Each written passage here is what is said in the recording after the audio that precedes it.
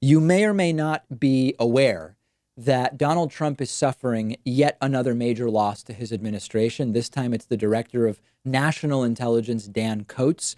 Coats is resigning. And as usual, there's this question of whether is it really a resignation or is it a firing? Because Trump's relationship with the intelligence community has been pretty disastrous since day one. And Dan Coats is one of those people who, when he testifies before Congress and is asked basic questions like, did Russia interfere in our elections?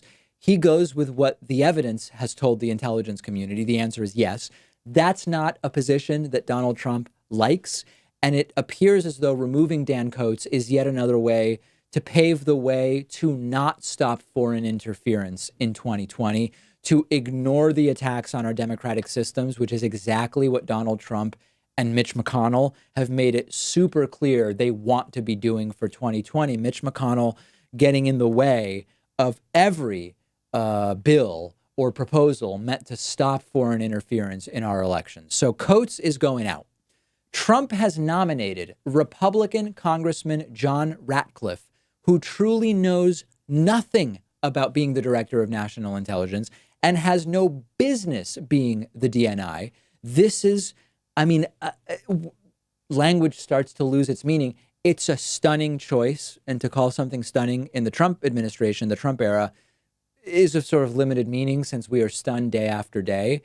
Democratic Senator Ron Wyden is calling him the least qualified individual ever to be nominated to be DNI, and says that Ratcliffe could straight up put people's lives at risk. Check out a couple of tweets where Ron Wyden says, Congressman Ratcliffe is the most partisan and least qualified individual ever nominated to serve as DNI.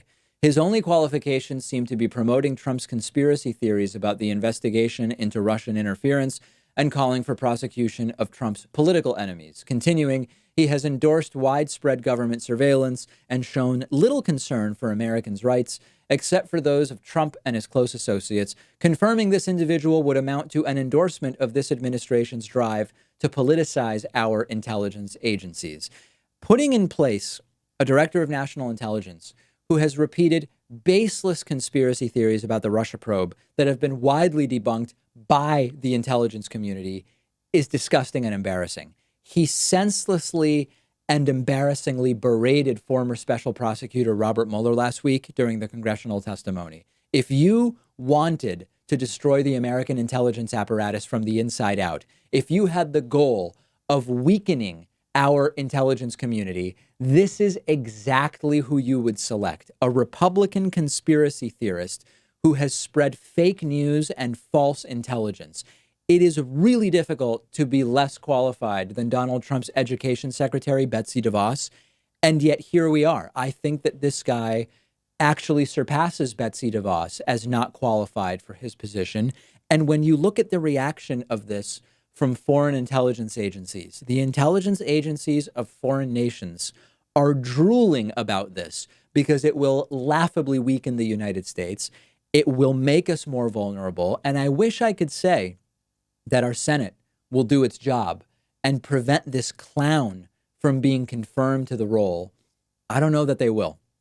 I don't know that they will. Remember that Republicans control the Senate, and thus they control the committees that ultimately decide about these nominations. And I don't know that they are going to put a stop to this. It's disgusting. It's embarrassing. It is a handout to our adversaries. But it seems to be a feature of Donald Trump's election, not a bug, that this is a guy that would effectively unwind the intelligence community from the inside out. And the world is laughing. And your life and my life and the lives of so many people in this country are potentially at risk as a result of this choice. Trump will probably get his guy in there. We'll take a quick break and be back after this. I am thrilled to tell you that today's episode is sponsored in part by Blinkist.com/Pakman. Blinkist is a really unique service for your phone, tablet, and web browser, and it is incredibly useful for people like me who love books and learning but are busy. Blinkist takes the best and most popular nonfiction books and condenses them into 15-minute audiobooks. I'm sure that if you're like me, you have a very long list of books that you've been meaning to read. You only have so many hours in the day. And that's why Blinkist is so amazing. They take the most important information, the themes, the insights from each book, and they distill it into a 15-minute audiobook that you can listen to in one sitting. I've listened to a ton of books on Blinkist. Our audience can get a 7-day free trial by going to Blinkist.com/Pakman. If you're watching on YouTube, I put a link in the description. I have listened to Blinkist books about economics, about political science, about history, about science, so many interesting things. And after the free trial, if you like it, you can continue enjoying thousands of condensed audiobooks for about $5 a month. Go to Blinkist.com/Pakman. That's BLINKIST.com/PAKMAN.